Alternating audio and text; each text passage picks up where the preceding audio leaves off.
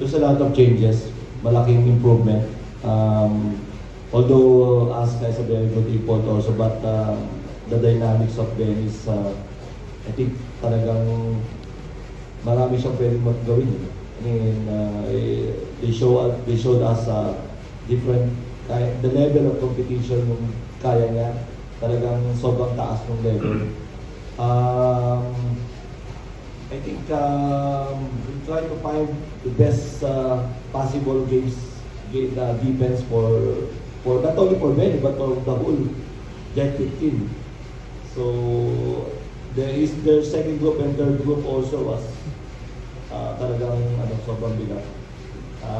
The contribution of Jericho, Don, and even Alvin din, Jeron din. So medyo talagang bilang isa, bilang yung import, talagang everyone sa team ng San Miguel.